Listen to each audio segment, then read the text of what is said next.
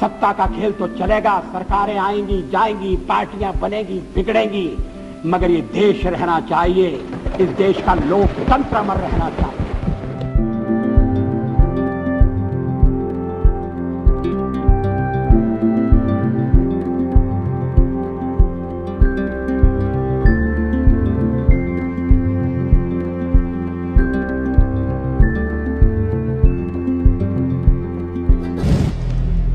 अगर आप भी लेना चाहते हैं देश दुनिया की तमाम जानकारी तो आज ही सब्सक्राइब करें हमारे चैनल को। साथ ही नीचे दिए बेल आइकन को जरूर दबाएं ताकि हर अपडेट आप तक पहुंच सके। नमस्कार, प्रभात साक्षी न्यूज़ नेटवर्क पर आप सभी का स्वागत है। पूर्व प्रधानमंत्री श्रद्धेय अटल बिहारी वाजपेयी जी की आज पुण्यतिथि है।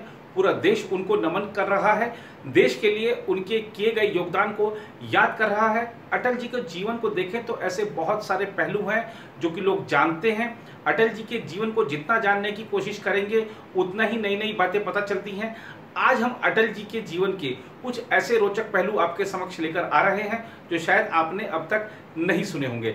तो आइए इस यात्रा पर आपको लिए चलते हैं। अटल बिहारी वाजपेयी का जन्म 25 दिसंबर 1924 को भारत के मध्य प्रदेश राज्य में स्थित ग्वालियर के शिंदे की छावनी में हुआ था। उनके पिता का नाम श्री कृष्ण बिहारी वाजपेयी और माता का नाम कृष्णा देवी था। उनकी प्रारंभिक शिक्षा ग्वालियर में ही हुई थी। उन्होंने विक्टोरिया कॉलेज से स्नातक की उपाधि प्राप्त की और कानपुर के डीवी कॉलेज से राजनीति विज्ञान में एमए किया था।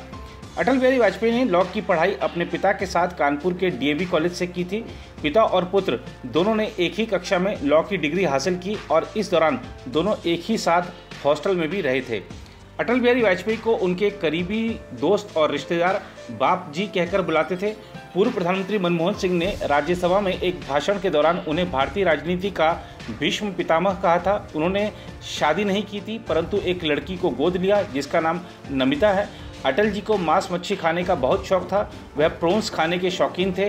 पुरानी दिल्ली का करीम होटल उनका पसंदीदा मांसाहारी होटल रहा। अटल बिहारी वाजपेयी जी अपने प्रारंभिक जीवन में ही राष्ट्रीय स्वयंसेवक संघ के संपर्क में आ गए थे। 1942 के भारत छोड़ो आंदोलन में उन्होंने भी भाग लिया था और 24 दिन तक कारावास में रहे थे। उन्होंने अपने राजनीतिक करियर की शुरुआत भारतीय जनता पार्टी से की थी। वे 10 बार लोकसभा में और 2 बार राज्यसभा में सांसद रहे। वह एकमात्र ऐसे सांसद हैं जो 4 अलग अलग राज्यों दिल्ली, गुजरात, मध्य प्रदेश और उत्तर प्रदेश से सांसद बने थे।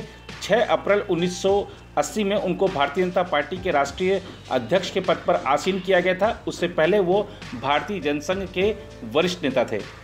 अटल बिहारी वाजपेयी ने पत्रकारिता के क्षेत्र में विशिष्ट ख्याति प्राप्त की और अनेक पुस्तकों की रचना की। उनको कविताओं से भी खासा लगाव रहा। वह अपने विचारों को कई बार कविताओं के माध्यम से भी सामने रखते थे।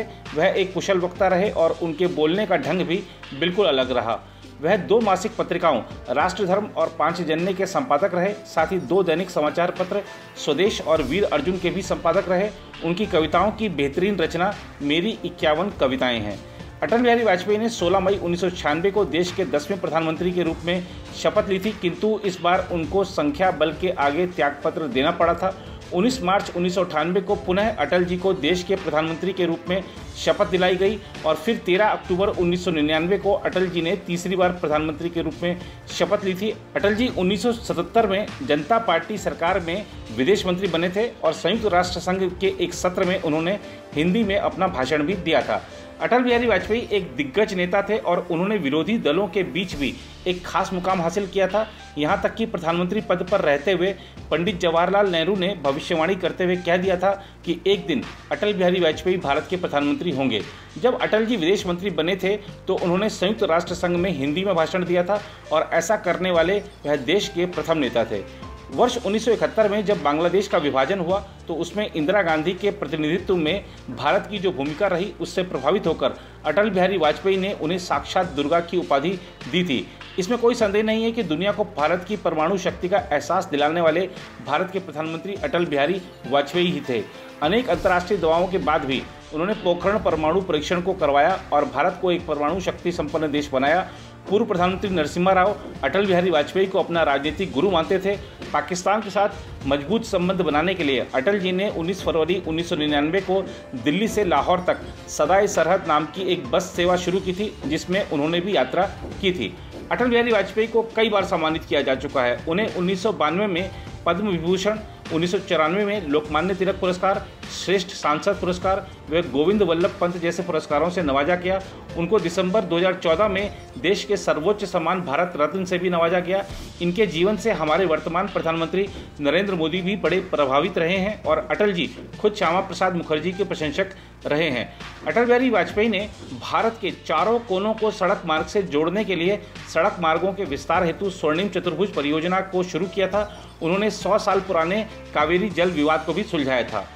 सन 2000 में अटल जी का स्वास्थ्य बिगड़ना शुरू हो गया था। 2001 में उनके घुटने की रिप्लेसमेंट सर्जरी हुई।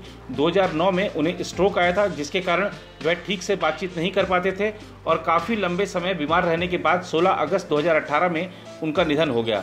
इसमें कोई शक नहीं है कि अटल बिहारी वाजपेयी भारत के महान और दिग्गज नेता थे, जिन्होंने देश को नई ऊंचाइयों पर पहुंचाया और उनके काम को पूरी दुनिया सराहती है। इतना ही नहीं, वह लोकप्रिय राजनेता, ओजस्वी कवि, सम्मानपूर्वक समाजसेवी और एक नरम हिंदुत्व के रूप में उनकी व्यक्तित्व की कई छवियां हैं। अटल बिहारी वाजपेयी जब भी जनसभा करते थे तो काली मिर्च और मिश्री का सेवन करते थे। उनके लिए खास मथुरा से मिश्री मंगाई जाती थी। सभा से पहले और बाद में वे इसे खाते थे। अटल बिहारी वाजपेयी को गिफ्ट पसंद नहीं थे। वे गिफ्ट परंपरा के बेहद खिलाफ थे। वह खाने पीने के काफ़ी शौकीन थे, इसलिए घर में तैयार भोजन को सबसे बड़ा तोहफा मानते थे। इसके अलावा उन्हें हिंदी सिनेमा से भी खासा लगाव था। उन्हें उमराव जान फिल्म बहुत पसंद थी। नॉनवेज खाने के शौकीन अटल बिहारी वाजपेयी जी को खासकर मछली खाना बहुत पसंद था। इसके अलावा अटल बिहारी वाजपेयी को गोलगप्पे खाना भी बेहद पसंद था। वाजपेयी जी को तीखे गोलगप्पे बहुत पसंद थे। वह गोलगप्पे वाले को ऊपर कमरे में बुलाते और गोलगप्पे खाने से पहले उसमें खूब सारी मिर्च डलवाते थे। भारत के पूर्व प्रधानमंत्री अटल बिहारी वाजपेयी उन नेताओं में से हैं जिनकी सिर्फ जनता ही नहीं, उनके राजनीतिक विरोधी भी तारीफ करते हैं। उनकी कविताओं के सभी दीवाने हैं। कविताओं के शौकीन अटल बिहारी वाजपेयी को खाना बनाना और खाने का भी शौक था। खाने को लेकर उनकी दीवानगी का आलम यह था कि वह जिस भी शहर जाते थे तो वहाँ की फेमस चीज़ को जरूर खाते थे।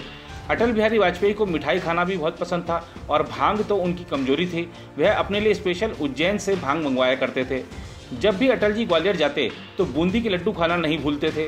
प्रधानमंत्री बनने के बाद भी वह ग्वालियर जाते रहते थे, जहां वह लड्डू, जलेबी, कचौड़ी सबका सेवन करते थे। होली पर भी जब वह ठंडई का सेवन ना कर लें तब तक उनकी होली पूरी नहीं होती थी। ठंडई से उनका खास लगाव था। हिमाचल प्रदेश का मनाली, राजस्थान का माउंट आबू और अल्मोड़ा से अटल बिहारी वाजपेयी को खास लगाव था। वो अक्सर इन जगहों पर छुट्टियां बिताने जाया करते थे। मनाली में स्थित प्रीणी गांव उनका फेवरेट स्थल है। हालांकि वीआईपी के आने से गांव वालों को कई दिक्कतों का सामना करना पड़ता था, लेकिन इसके बावजूद गांव के लोग उनके लौटने का इंतजार करते थे।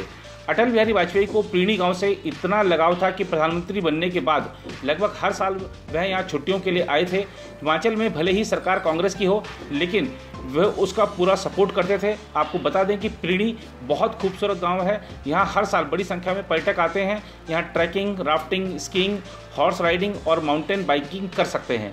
अटल बिहारी वाजपेयी ने मनाली के लोगों को तोहफे के रूप में रोहतांग के पास 13,000 फीट टनल बनवा कर दी। अटल जी के बारे में एक और उल्लेख मिलता है कि 1991 में केंद्र में पीवी नरसिम्हा राव की सरकार बनी थी और मनमोहन सिंह वित्त मंत्री थे। अटल बिहारी वाजपेयी ने तब लखनऊ के सांसद और लोकसभा में नेता प्रतिपक्ष की हैसियत से अपना भाषण दिया। दरअसल मनमोहन सिंह ने अपना बजट भाषण संपन्न किया तो नेता प्रतिपक्ष होने के नाते अटल बिहारी वाजपेयी ने अपने भाषण में सरकार के बजट की जमकर आलोचना की। अटल जी की आलोचना से मनमोहन सिंह आहत हो गए और प्रधानमंत्री नरसिम्हा राव को इस्तीफा देने की पेशकश कर दी।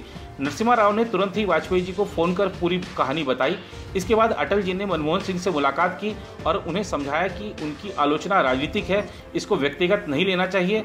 भाजपा नेताओं के साथ ही हर जन्मदिन पर अटल जी से मुलाकात करने वाले लोगों में तब से मनमोहन सिंह भी शुमार हो गए थे। अटल जी जब 9 साल बीमार रहे और शरीर लकवाग्रस्त हो गया था तो भी वह अक्सर टीवी देखा करते थे। 2014 में हुए चुनावी नतीजे भी उन्होंने टीवी पर देखे। वह बोलते नहीं थे, लेकिन उनके चेहरे पर आ रहे हाव भाव खबरों को लेकर उनके रिएक्शन बता देते थे। परिवार के सदस्य और सहयोगी उन्हें अखबार पढ़कर सुनाते थे। एक बार टीवी पर सदन की कार्रवाई का प्रसारण हो रहा था, तब किसी ने टीवी बंद कर दिया तो अटल जी बच्चों की तरह गुस्सा हो गए। बाद में जब दोबारा टीवी चालू किया गया तो उनके चेहरे पर मुस्कुराहट आ गई। जब पुरानी फिल्में टीवी पर आ रही होती थी तो वो मौन होकर उसे देखा करते थे। अटल जी के सर्वाधिक करीबी रहे लालकृष्ण आडवाणी ने एक बार मीडिया को बताया था कि दिल्ली में नया बास का उपचुनाव था। हमने बड़ी मेहनत की लेकिन हम हार गए। हम दोनों खिन्न थे, दुखी थे। अटल जी ने मुझसे कहा कि चलो कहीं सिनेमा दिखाएं। अजमेरी गेट में हमारा कार्यालय था और पास ही पहाड़गंज में थिएटर था। नहीं मालूम था कि कौन सी फिल्म लगी है। पहुंचकर देखा तो राज कपूर की फिल्म थी। फिर सुबह होगी। मैंने अटल जी से कहा, आज हम हारे हैं लेकिन आप देखिएगा सुबह जरूर होगी। हम अक्सर तांगे से अजमेरी गेट से झंडेवालन तक खाना खाने जाते थे, ऐसा लाल कृष्ण आडवाणी ने बताया था। करियर का कोई भी पड़ाव क्यों न रहा हो, अटल जी के अंदर का बालक हमेशा जीवित रहा।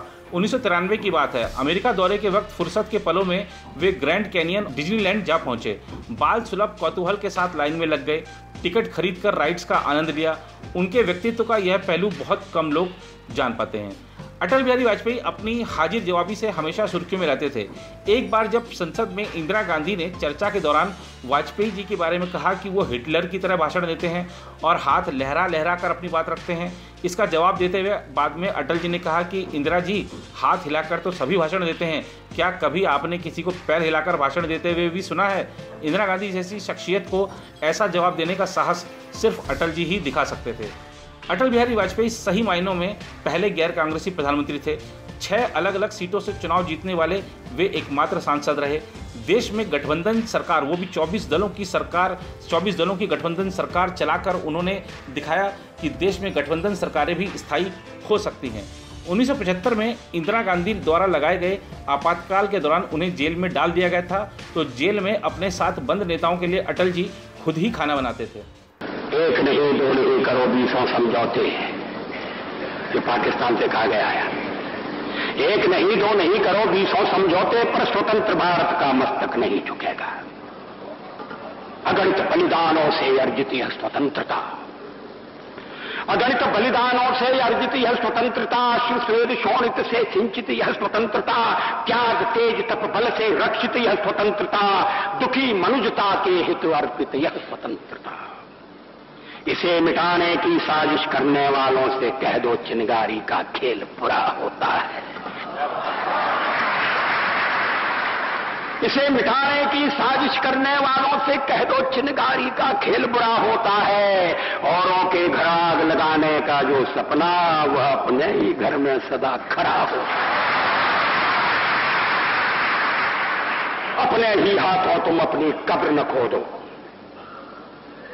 अपने ही हाथों तुम अपनी कब्र न खोदो, अपने पैरों आप कुल्हाड़ी नहीं चलाओ। ओ नादान पड़ोसी, अपनी आंखें खोलो, आजादी अनमोल न इसका मोल लगाओ। पर तुम क्या जानो आजादी क्या होती है, पर तुम क्या जानो आजादी क्या होती है। तुम्हें मुफ्त में मिली न कीमत गई चुकाई। अंग्रेजों के बल पर 2 टुकड़े पाए हैं, मां को खंडित करते तुमको लाज ना आई। अमेरिकी शस्त्रों से अपनी आजादी को दुनिया में कायम रख लोगे, यह मत समझो। अमेरिकी शस्त्रों से अपनी आजादी को दुनिया में कायम रख लोगे, यह मत समझो।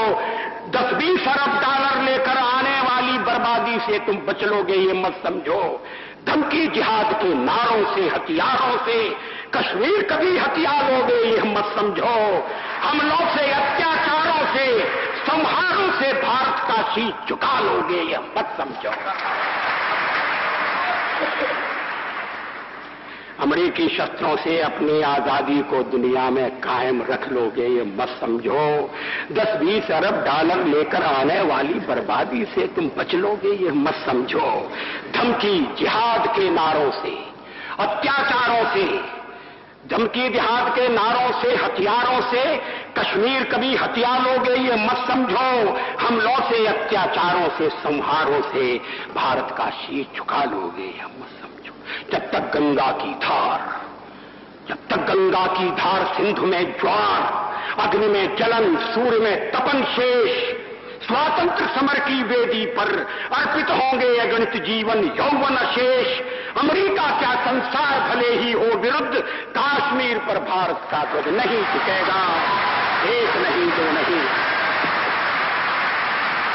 एक नहीं, दो नहीं करो 20 समझौते, पर स्वतंत्र भारत का निश्चय नहीं रुकेगा।